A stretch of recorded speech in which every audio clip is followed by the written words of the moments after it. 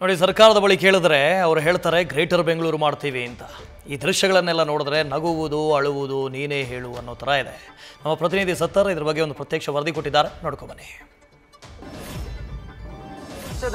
ಈ ವರ್ಷ ಕೂಡ ಹೊರಮಾವಿನ ಸಾಯಿ ಲೇಔಟ್ ಜನರಿಗೆ ಜಲ ಸಂಕಷ್ಟ ಎದುರಾಗಿದೆ. ಈ ವರ್ಷ ಅಂದ್ರೆ ನಿನ್ನೆ ಸುರಿದಂತಹ ಮಳೆಯಿಂದ ಇಲ್ಲಿಯ ಸರಿಸುಮಾರು 10ಕ್ಕೂ ಅಧಿಕ ಮನೆಗಳಿಗೆ ನೀರು ನುಗ್ಗಿದೆ. ಸದ್ಯ ನಾನೀಗ ಸಾಯಿ ಲೇಔಟ್ ನಲ್ಲಿ ಇದ್ದೀನಿ. ಇಲ್ಲಿ ದೃಶ್ಯ ಹೇಗಿದೆ ಅನ್ನೋದನ್ನ ನಿಮ್ಗೆ ತೋರಿಸ್ತಾ ಹೋಗ್ತೀನಿ. ನೀವು ಇಲ್ಲಿ ದೃಶ್ಯದಲ್ಲಿ ಗಮನಿಸ್ತಾ ಇದ್ದೀರಾ, ಅಂದ್ರೆ ನೆಲಮಹಡಿಯಲ್ಲಿರುವಂತಹ ಮನೆಗಳಿಗೆ ನೀರು ನುಗ್ಗಿದೆ. ಇಲ್ಲಿ ಸರಿಸುಮಾರು 30ರಿಂದ 40 ಮನೆಗಳಿದೆ. ಪ್ರತಿ ವರ್ಷ ಕೂಡ ಮಳೆ ಬಂದ್ರೆ ಸಾಕು ಸಾಯಿ ಲೇಔಟ್ ಜನರಿಗೆ ದೊಡ್ಡ ಮಟ್ಟದಲ್ಲಿ ಜಲ ಸಂಕಷ್ಟ ಎದುರಾಗುತ್ತೆ. ನೆಲಮಹಡಿಯ ಮನೆಗಳಿಗೆ ನೀರು ನುಗ್ಗುತ್ತೆ.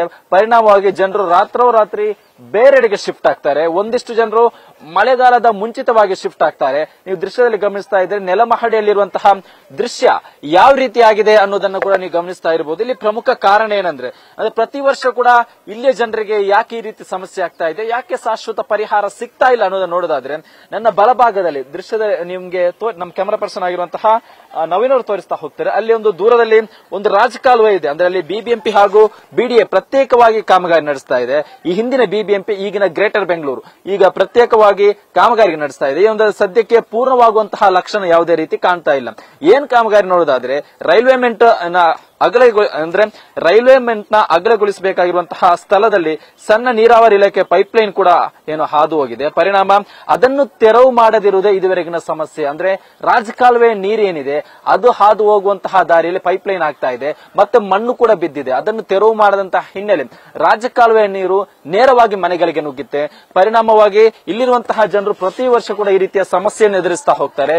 ಜನರು ಜಲ ದಿಗ್ಬಂಧನಕ್ಕೆ ತುತ್ತಾಗ್ತಾರೆ.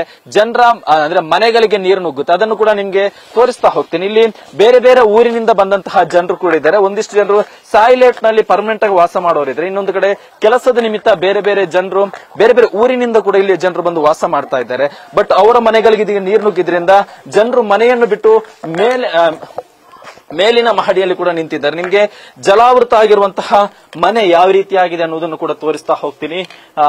ನೀವು ಇಲ್ಲಿ ಇದು ನೆಲಮಹಡಿಯಲ್ಲಿ ಇರುವಂತಹ ಮನೆ. ಇದು ಇಡೀ ಮನೆ ಕಿಚನ್ ಆಗಿರಬಹುದು, ಬೆಡ್ರೂಮ್ ಆಗಿರಬಹುದು, ಕಂಪ್ಲೀಟ್ ಆಗಿ ಜಲಮಯ ಆಗಿದೆ. ಮತ್ತು ಇಡೀ ಮನೆಯಲ್ಲಿ ಕೆಸರು ನೀರು ನಿಂತಿದೆ. ಜನರಿಗೆ ಇಲ್ಲಿ ಸಾಂಕ್ರಾಮಿಕ ರೋಗದ ಭೀತಿ ಕೂಡ ಕಾಡ್ತಾ ಇದೆ. ಯಾಕಂದ್ರೆ ಇನ್ನು ದೃಶ್ಯ ಇದು ಈ ಮನೆಯ ಅಂದ್ರೆ ರೂಮ್ ಯಾವ ರೀತಿ ಆಗಿದೆ ಅನ್ನೋದನ್ನು ಕೂಡ ನೀವು ನೋಡ್ತಾ ಇರಬಹುದು. ಅಂದ್ರೆ ರೂಮ್ ನಲ್ಲಿ ಕಂಪ್ಲೀಟ್ ಆಗಿ ನೀರು ನಿಂತಿದೆ. ಅದರ ಜೊತೆಗೆ ಇಲ್ಲಿ ಒಬ್ಬರು ವ್ಯಕ್ತಿ ಕೂಡ ಅಂದ್ರೆ ನಿನ್ನೆ ರಾತ್ರಿ ಅನಿವಾರ್ಯವಾಗಿ ಶಿಫ್ಟ್ ಆಗಿದ್ರು ಒಂದಿಷ್ಟು ಜನ. ಅವರು ಇದೀಗ ಮತ್ತೆ ಮನೆಗಳಿಗೆ ಬರ್ತಾ ಇದ್ದಾರೆ. ಬಟ್ ಮನೆ ಕಂಪ್ಲೀಟ್ ಹೊರಾಂಗಣ ಆಗಿರಬಹುದು, ಮನೆಯೊಳಗಡೆ ಆಗಿರಬಹುದು, ನೀರು ನಿಂತಿದ್ರಿಂದ ಅವರಿಗೆ ಸಮಸ್ಯೆ ಎದುರಾಗ್ತಾ ಇದೆ. ನೆಲಮಹಡಿಯಲ್ಲಿರುವಂತಹ ಪ್ರತಿ ವರ್ಷ ಈ ವರ್ಷ ಕೂಡ ನೆಲಮಹಡಿಯಲ್ಲಿರುವಂತಹ ಅಷ್ಟೂ ಮನೆಗಳು ಕೂಡ ಜಲಾವೃತ ಆಗಿದೆ. ಜನರು ರಾತ್ರೋರಾತ್ರಿ ಶಿಫ್ಟ್ ಆಗಿದ್ದಾರೆ. ಪ್ರತಿ ವರ್ಷ ಈ ರೀತಿ ಆಗ್ತಾ ಇದ್ರು. ಇದುವರೆಗೂ ಕೂಡ ಶಾಶ್ವತ ಪರಿಹಾರ ಕೊಡುವಲ್ಲಿ ಹಿಂದಿನ ಬಿಬಿಎಂಪಿ ಅಧಿಕಾರಿಗಳು ಶಾಶ್ವತವಾಗಿರುವಂತಹ ಒಂದು ಪರಿಹಾರ ಕೊಡುವಲ್ಲಿ ಇವರಿಗೆ ಎಡವಿದ್ದಾರೆ. ಯಾಕಂದ್ರೆ ಪ್ರತಿ ವರ್ಷ ಇಲ್ಲಿಗೆ ಡಿಸಿಎಂ ಡಿ.ಕೆ. ಶಿವಕುಮಾರ್ ವಿಸಿಟ್ ಮಾಡ್ತಾರೆ, ಭರವಸೆ ಕೊಡ್ತಾರೆ, ಹೋಗ್ತಾರೆ. ಅಧಿಕಾರಿಗಳು ವಿಸಿಟ್ ಮಾಡ್ತಾರೆ.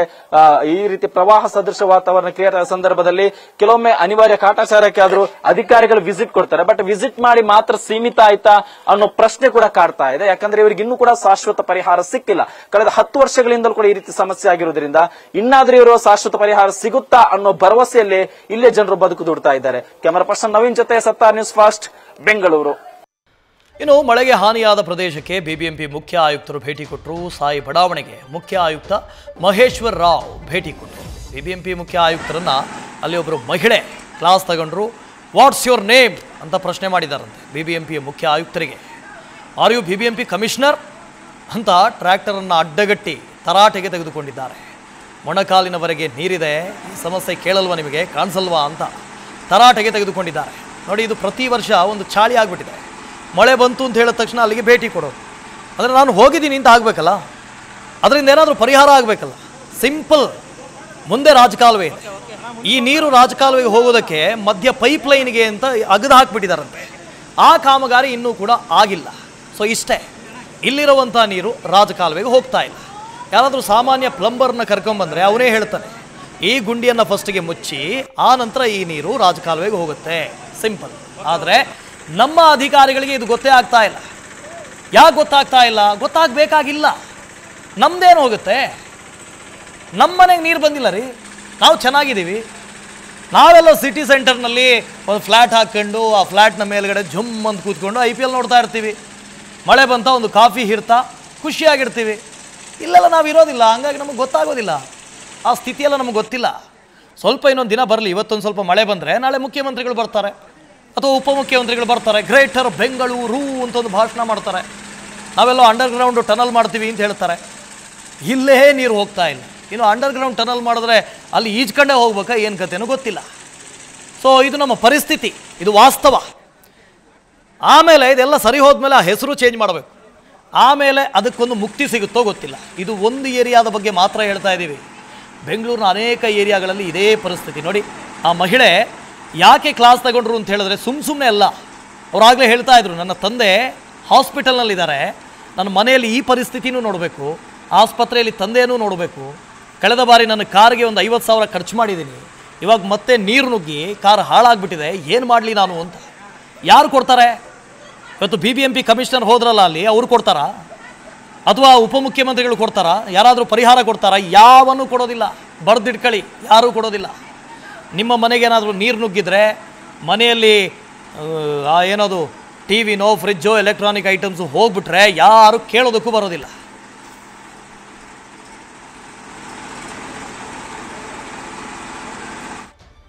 ಪಣತ್ತೂರು ಅಂಡರ್ ಪಾಸ್ನಲ್ಲಿ ನರಕ ದರ್ಶನ ಆಗಿದೆ. ರಾತ್ರಿ ಸುರಿದ ಮಳೆಗೆ ಕೆಸರುಮಯವಾಗಿದೆ ರಸ್ತೆ. ಅತ್ತ ರಸ್ತೆ ಗುಂಡಿ, ಇತ್ತ ಕೆಸರು. ಸಂಚಾರ ಸಂಕಷ್ಟವೋ ಸಂಕಷ್ಟ. ಸಂಚಾರ ಮಾಡೋದಕ್ಕೆ ವಾಹನ ಸವಾರರು ಹೈರಾಣಾಗಿದ್ದಾರೆ. ಪಾಲಿಕೆ ವಿರುದ್ಧ ಹಿಡಿಶಾಪ ಹಾಕ್ತಾ ಇದ್ದಾರೆ. ಗ್ರೇಟರ್ ಬೆಂಗಳೂರು. ನಾವು ಯಾರ ಜೊತೆ ಕಾಂಪೀಟ್ ಮಾಡೋದು ಗೊತ್ತಾ? ಮುಂಬೈ ಜೊತೆಗಲ್ಲ, ಡೆಲ್ಲಿ ಜೊತೆಗಲ್ಲ, ಡೈರೆಕ್ಟ್ ನ್ಯೂಯಾರ್ಕ್ನ ಜೊತೆಗೆ, ಡೈರೆಕ್ಟ್ ದುಬೈನ ಜೊತೆಗೆ ಕಾಂಪೀಟ್ ಮಾಡೋದಂತೆ. ಇತ್ತೀಚೆಗೆ ಉಪಮುಖ್ಯಮಂತ್ರಿಗಳು ಎಲ್ಲೋ ಹೇಳ್ತಾ ಇದ್ರು, ಆ ಭಾಷಣದಲ್ಲಿ ಕೇಳಿಸ್ತಾ ಇದ್ರು. ಯಾವುದರಲ್ಲಿ ಕಾಂಪೀಟ್ ಮಾಡ್ತಾ ಇದೀವೋ ಗೊತ್ತಿಲ್ಲ. ಈ ಗುಂಡಿಗಳಲ್ಲಿ ಅನಿಸುತ್ತೆ, ನಮ್ಮ ಗುಂಡಿ ದೊಡ್ಡದಾ ಅಥವಾ ನಿಮ್ಮಲ್ಲಿರುವಂಥ ರಸ್ತೆ ಗುಂಡಿ ದೊಡ್ಡದಾ? ಯಾವುದು ದೊಡ್ಡದು? ಇದರಲ್ಲೆಲ್ಲಾದರೂ ಕಾಂಪಿಟೇಷನ್ ಮಾಡ್ತಾ ಇದ್ದಾರೋ ಏನೋ ಗೊತ್ತಿಲ್ಲ. ನೋಡಿ, ಅಲ್ಲಿ ರಸ್ತೆ ಯಾವುದು, ಗುಂಡಿ ಯಾವುದು, ಗುಂಡಿಯಲ್ಲಿ ರಸ್ತೆ ಇದೆಯೋ, ರಸ್ತೆಯಲ್ಲಿ ಗುಂಡಿ ಇದೆಯೋ, ಒಂದು ಗೊತ್ತಾಗ್ತಾ ಇಲ್ಲ. ಪಾಪ ಯಾರಾದರೂ ಟೂ ವೀಲರ್ನಲ್ಲಿ ನೋಡಿ ಬೈಕಲ್ಲಿ ಬರ್ತಾ ಇದ್ದವನು ಆ ಗುಂಡಿಲಿ ಬಿದ್ದರೆ ಏನು ಕತೆ? ಯಾರು ನೋಡೋರು? ಇನ್ಶೂರೆನ್ಸ್ ಕೊಡುತ್ತಾ ಸರ್ಕಾರ? ಅದು ಇಲ್ಲ. ಟ್ರೀಟ್ಮೆಂಟ್ ಕೊಡುತ್ತಾ ಫ್ರೀಯಾಗಿ? ಅದು ಇಲ್ಲ. ಅದು ನಮ್ಮದೇ ಖರ್ಚು ನಾಳೆ. ನೋಡಿ, ಇಡೀ ಸ್ಟ್ರೆಚ್ ನೋಡಿ, 1-2 ಅಲ್ಲ, ಇಡೀ ರಸ್ತೆನೇ ಗುಂಡಿ. ಇದು ಹೀಯಾಳಿಸ್ತಾ ಇಲ್ಲ ರೀ, ಇದು ನಮ್ಮ ವಾಸ್ತವ. ನಾವು ಬೆಂಗಳೂರು ಅಂದರೆ ಏನು ಅನ್ಕೊಂಬಿಟ್ಟಿದ್ದೀವಿ. ನೀವು ಕೇಳಬೇಕು, ಈ ಕೇರಳದವರೆಲ್ಲ ಬರ್ತಾರಲ್ಲ ಅವ್ರ ಹತ್ರ ಕೇಳಿ, ಬೆಂಗಳೂರು ಅಂದರೆ ಸ್ವರ್ಗ ಅನ್ಕೊಂಬಿಟ್ಟವ್ರು. ಆ ಬೆಂಗಳೂರಿಗೆ ಹೋಗ್ತೀನಿ ಅಂತ ಖುಷಿ ಅವರಿಗೆ ಗೊತ್ತಿಲ್ಲ, ಈ ವಾಸ್ತವ ಎಲ್ಲ ಗೊತ್ತಿಲ್ಲ ಅವರಿಗೆ. ಅವ್ರು ಪಾಪ MG ರೋಡು, ಈ ಚರ್ಚ್ ಸ್ಟ್ರೀಟು ಇಲ್ಲಿ ಸುತ್ತಾಡ್ಕೊಂಡು ಹೋಗ್ಬಿಡ್ತಾರೆ ವಾಪಸ್. ಬನ್ನಿ ಒಂಚೂರು ಈ ಕಡೆ ಬನ್ನಿ.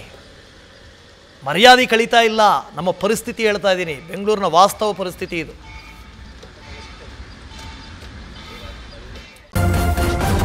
ನ್ಯೂಸ್ ಫಸ್ಟ್, ನಿರ್ಭೀತಿಯಿಂದ ನಿಮ್ಮ ಪರವಾಗಿ.